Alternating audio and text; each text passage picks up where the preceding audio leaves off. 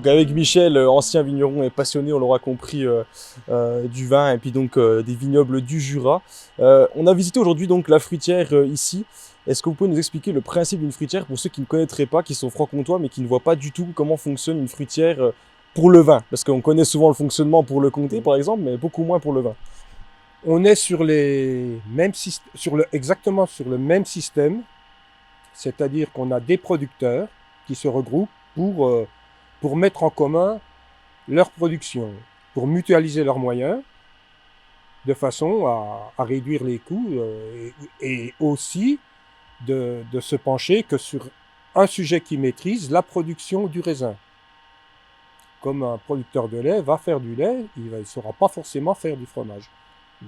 Chez nous, c'est pareil. On sait produire du raisin, on ne sait pas forcément faire du vin.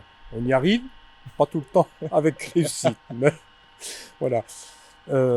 Autrement, le système est exactement le même. On a un conseil d'administration, on a des adhérents. On a, comme les fruitières à comté, on ne sait pas toujours combien on sera payé quand on amène notre produit, puisque c'est en fonction des résultats de la coopérative que les rétrocessions se font.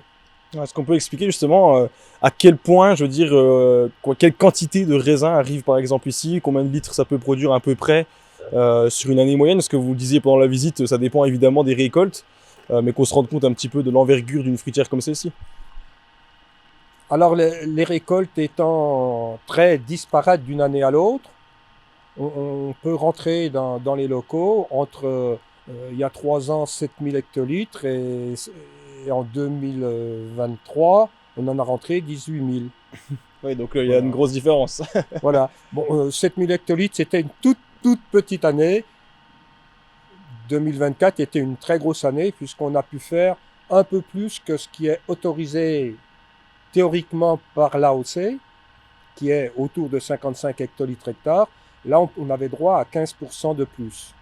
Alors, quels différents types de vins on produit ici? Plein de différents. J'imagine qu'il n'y a pas que le vin jaune, le produit phare du secteur. Il y a plein de choses différentes.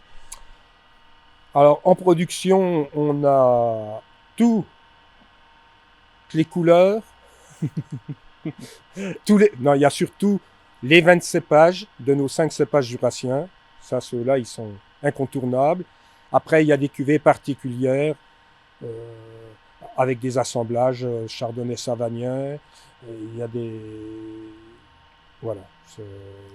Autrement, toutes les appellations, bien sûr. Le Macvin, c'est une appellation propre. Les créments, on en fait en blanc, en rosé, en millésimé. Voilà. Bah écoutez, merci beaucoup Michel, en tout cas pour la visite et puis pour ce petit échange avec nous aujourd'hui. Merci beaucoup.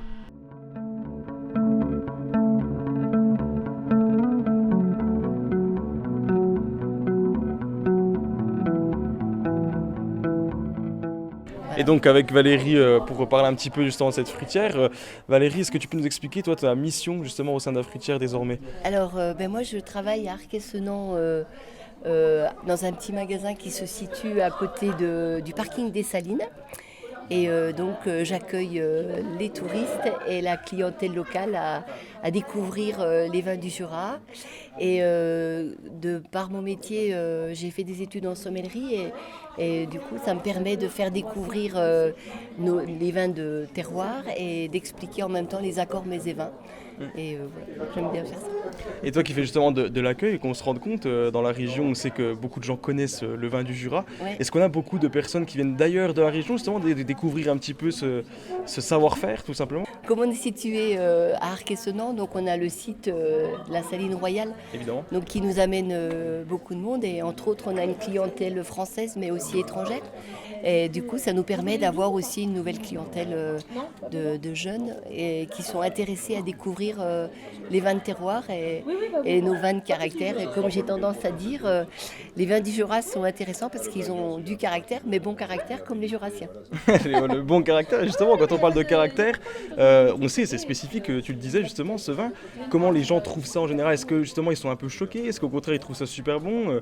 Il y a peut-être un peu de tout d'ailleurs. Voilà, en fait c'est intéressant parce que justement, moi j'aime bien faire déguster toute la gamme, enfin entre autres.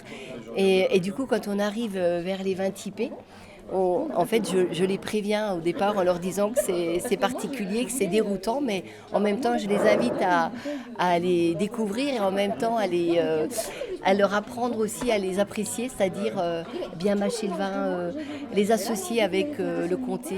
Et c'est là où rentre en compte mon travail de sommelière.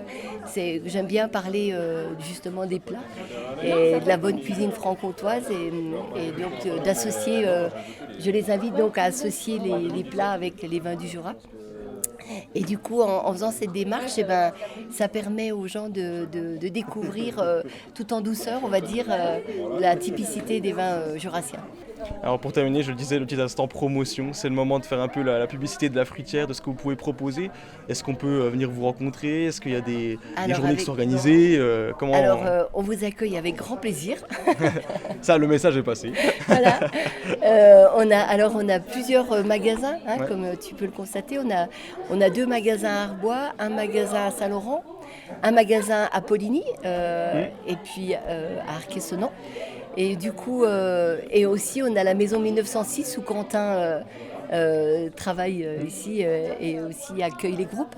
Et c'est vraiment en fait, il ne faut pas hésiter à venir nous rencontrer parce que vous ne serez pas déçus. On était fiers de montrer ça aujourd'hui. On est chauvin, on est de la région, donc c'est toujours un plaisir de découvrir un peu nos vins et puis de faire des journées comme celle-ci. Merci beaucoup Valérie en tout cas. Et en plus de ça, il faut saluer aussi la médaille qu'ont eu les vins bio là. Donc je fais un grand coup de chapeau à Vincent et Patrick Rollet.